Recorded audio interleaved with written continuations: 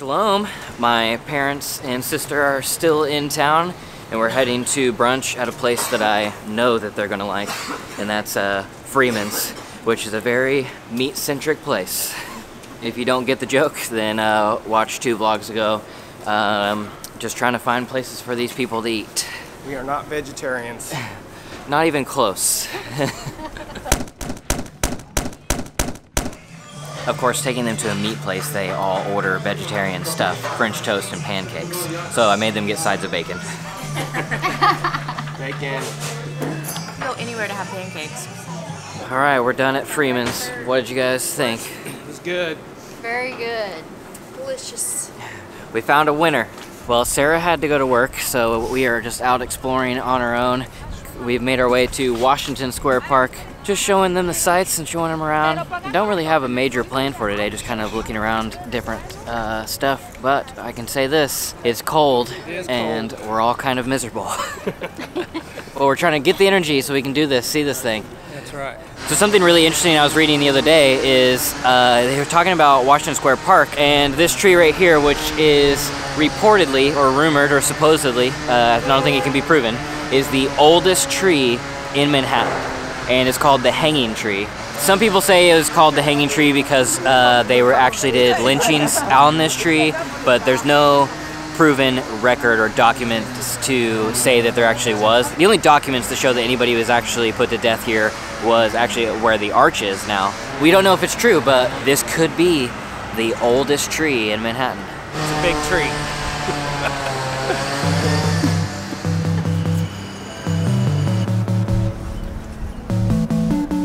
This is like the French Street that we've been to before that's really cute. But I was actually told the other day that what this is, and the reason it looks like this, is because this street was the stables for all the horses and everything for the building that's on the facing Washington Square Park. And so this is just a block over. This was the back part of it. This was all the horse stables and servants, like, you know, quarters for that type of stuff. Very nice. We're walking from Washington Square Park over to a place called Dough, which they serve cookie dough as ice cream. And I love cookie dough, but my dad really loves cookie dough. You can never go wrong with cookie dough. Never mind, they're closed on Mondays. That sucks. Well, we just took like a 3-block detour here. Now we're gonna take the subway up to Central Park because they actually haven't seen Central Park, even though they've been to New York before. But we were walking and my dad saw a sign that said no standing, and he laughed at it. I did the same thing when I first moved to New York. I was like, no standing, what does that even mean? And I was like, you're not supposed to stand here? And then I looked it up. So there are 3 different signs that you'll see around, and you'll see no parking, no standing, and no stopping. But what they mean is no stopping means literally do not stop here no matter what, just keep driving. No standing means you can pull over and you can let people out, but don't like stay here. No parking means that you can't park there, but a taxi could stop there, but you can't actually park there for an extended period of time. So that's why the different signs say different things. So no standing actually means no sitting in your car. Yes. Another sign that I didn't get whenever we moved here, that I still don't understand why it is like this, but I understand what it means now, is please curb your dog. Whenever you hear please curb your dog, what do you think of? Pick up his poop. Chain it up like you would like a bicycle. Chain it up. Whenever I first saw the signs, I thought it was saying like, please put your dog at the curb, like kind of what you're saying, Yeah. like don't put your dog anywhere, put it at the curb. So the please curb your dog signs, they are telling you don't let your dog pee and poop here. The only thing that made me like realize kind of what it meant was the show Curb Your Enthusiasm, which I understood to mean control your enthusiasm. And so it was like, please control your dog. But that still doesn't really make sense, like what they're trying to say. Like, just make the sign say, don't let your dog pee here. That's right, yeah. I actually have seen one sign that said, pet urine ruins the plants. And I was like, oh, that one makes sense. That's right.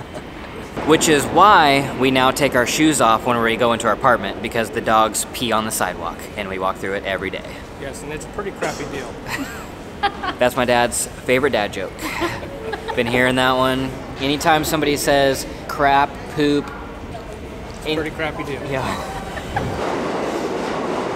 We're starting our Central Park tour at 86th Street on the west side. We're gonna see the big lake, which I actually don't think I have seen before. And then we're gonna work our way south to see everything else.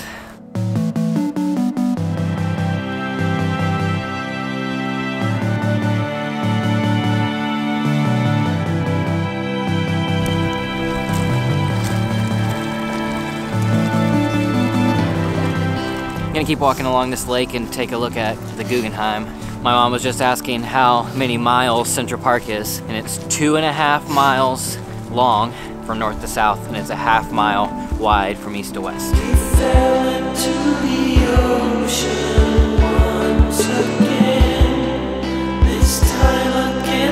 We just went in and saw the Central Spiral. What'd you guys think? It's pretty cool. I like it. Now we're gonna continue our Central Park tour.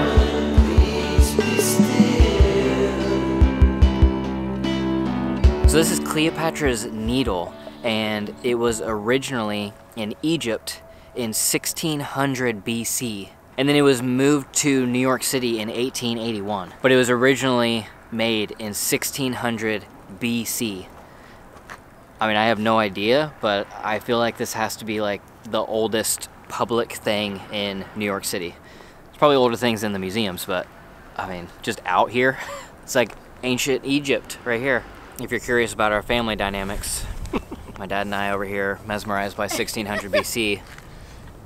These two checking their phones.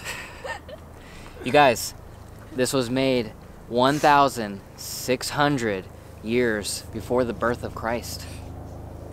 Cool, but I'm never gonna remember that. You're right now, you're looking at something that was built in ancient Egypt. They don't care. We found some more information, and it says that it is the oldest public monument in New York City. And all of that goes to show of why you should always read the plaque. That's right. Because we were walking, I saw it, and I was like, oh, that's kind of cool, let's walk over and see what it is. And then we read that it's literally the oldest thing in New York, the oldest public thing in New York. Yeah, it's pretty amazing that they could move that this far. It said they had to construct a train across Central Park to even move it here because of the rocky landscape. So it took 6 months to build the train. It's cool.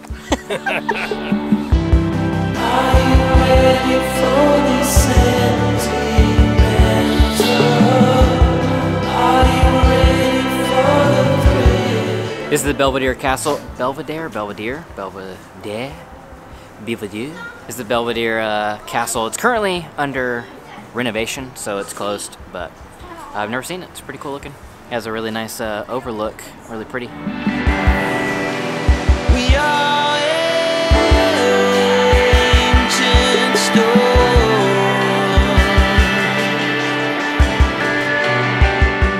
We've made our way down to Bow Bridge and about to see the fountain. What do you guys think? I like it. We need this in Enid. It's about as big as Enid. Yeah.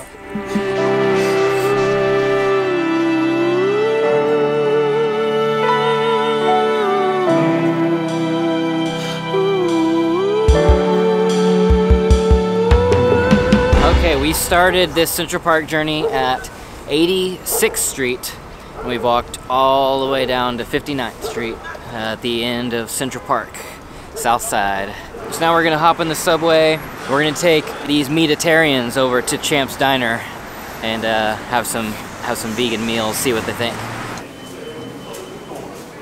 We've made it to Champ's Diner, but we're waiting on Sarah to join us before we go get a table, so probably just gonna sit here for like 30 minutes. Champ's is a all vegan restaurant, but they do a lot of like meat substitute items, so they'll have like Reubens and barbecue chicken and all that type of stuff. So it's gonna be interesting to see what these meat lovers think about it. I think the L train at 5 o'clock is the worst. We are trying to decide what to eat, and they all know that it's not meat, so they're all like, I don't know. It's like, we'll just get a burger. Scared. I wish I would have never told them that it wasn't meat, and they could have just ordered it thinking it was meat and ate it, because I would really love to know the experience of somebody who actually thinks they're eating meat. since we didn't get to have our cookie dough earlier because they were closed, we had to get a cookie dough shake. It's delicious. Dad got a cheeseburger, Mom got tater tachos, Haley got a cheeseburger, and Sarah got a cheeseburger. And Dad's taking his first bite right now. Give me a minute. I have to process this. But I got a Reuben. Just taste ketchup. Not bad. I think I could get used to it, but